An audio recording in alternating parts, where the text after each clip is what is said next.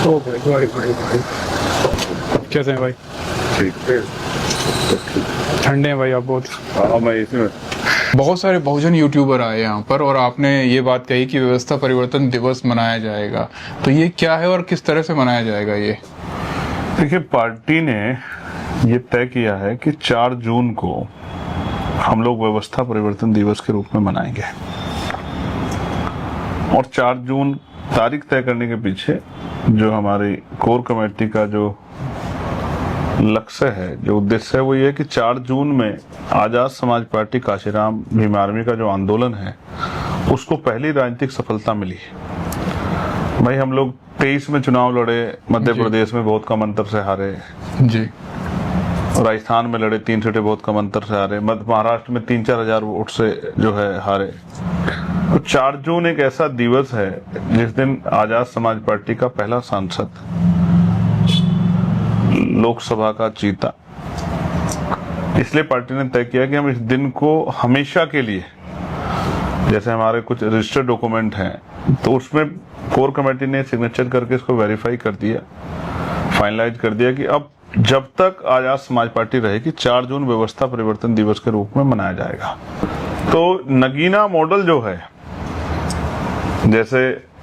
प्रधानमंत्री मोदी गुजरात मॉडल, उसी के तर्ज पे नगीना मॉडल जो भाईचारे का मॉडल है, जो व्यवस्था परिवर्तन का मॉडल है, सत्ता प्राप्ति का मॉडल है, इसी मॉडल को लेके हम लोग पूरे उत्तर प्रदेश में सत्ता परिवर्तन यात्रा 4 तारीख शुरू करेंगे, जो बिजनौर से शुरू होगी। और ये सिर्फ व्यवस्था परिवर्तन दिवस नहीं है, ये पूरे देश में, दुनिया में भीम आर्मी आजाद समाज पार्टी को मानने वाले, पसंद करने वाले जो हमारे साथी, हमारे परिवार है, ये वो सब लोग उत्सव के तौर पे इसको मनाएंगे। उस दिन अपने घरों पे अपने परिवार के साथ पार्टी का झंडा लगा के और अपने परिवार को मिठाई खिला के,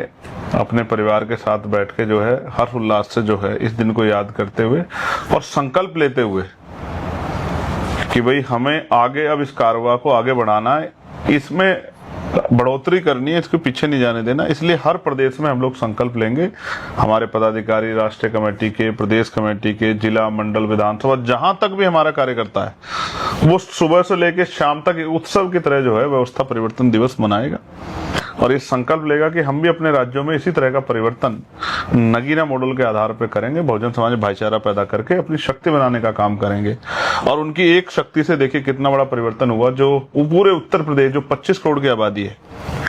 जहां प्रीपेड मीटर जबरदस्ती लगाए जा रहे थे, ये उनकी वोट के बदौलत ही हुआ, नगीना के साथियों की। कि लोकसभा में मैंने सवाल पूछा और केंद्रीय मंत्री ने जवाब दिया, और जब उन्होंने जवाब दिया तो मैंने उनसे दोबारा पूछा कि उत्तर प्रदेश की सरकार जबरन जो है प्रीपेड मीटर लगवा रही है, गरीब लोग प्रीपेड मीटर का भार नहीं उठा पा रहे, जो लोग रोज नहीं कमा पा रहे, जिनके पास पैसे नहीं है, अगर उनके पास पैसे नहीं होंगे उनके अकाउंट में तो उनकी बिजली कट जाएगी। तो ऐसे में उन परिवारों का, उनके खाने का, उनके बच्चों की पढ़ाई का, उनके घर की सुरक्षा का कैसे होगा? ये तमाम सवाल पूछे और मंत्री जी ने ये कहा उस दिन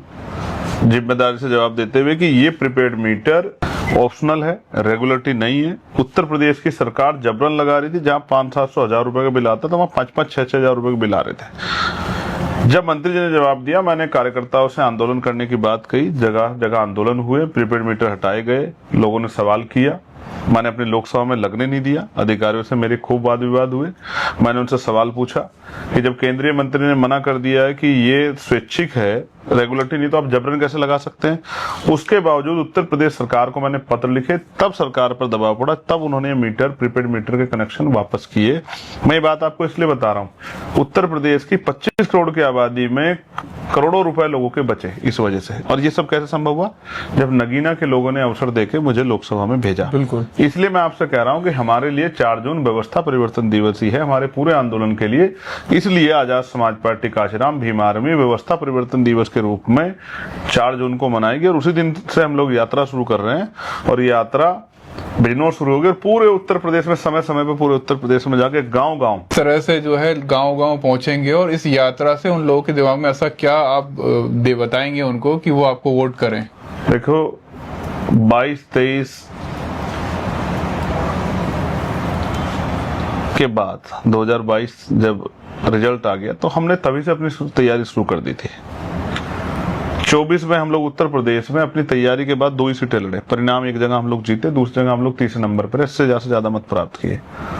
उत्तर प्रदेश के हर जिले में विधानसभा में बहुत मजबूती से काम चल रहा है। लोग मुझे सुनना चाहते हैं, हमारी पार्टी की पॉलिसी को जानना चाहते हैं, उन पॉलिसी को लेकर हम लोगों के बीच में जाएंगे, जिसमें हम एजुकेशन पॉलिसी है जो कक्षा 1 से 12 तक की है जी, जिसमें हेल्थ पॉलिसी है सभी के लिए जो है चिकित्सा मुफ्त है, जिसमें रोजगार की पॉलिसी है, जिसमें जो है कानून व्यवस्था की पॉलिसी है, जिसमें जो है पुलिस के लिए, पत्रकार भाइयों के लिए, पंचायत सहायकों के लिए, रोजगार सेवकों के लिए, आशा आंगनबाड़ी बहनों के लिए, भोजन माताओं के, सब लोगों के लिए, किसानों के लिए,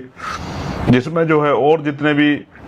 चाहे वो पर्यावरण से संबंधित हो, चाहे ग्रामीण क्षेत्रों के विकास का मामला हो, चाहे आवास का मामला हो, सब चीजों पे आजाद समाज पार्टी काशीराम क्या करेगी सत्ता में आने के बाद, ये अपना विजन, अपना मैनिफेस्टो, अपनी बात जनता के बीच में हम लोग रखेंगे। चाहे उसमें शराबबंदी हो, ये सब चीजें हम लोग जनता के बीच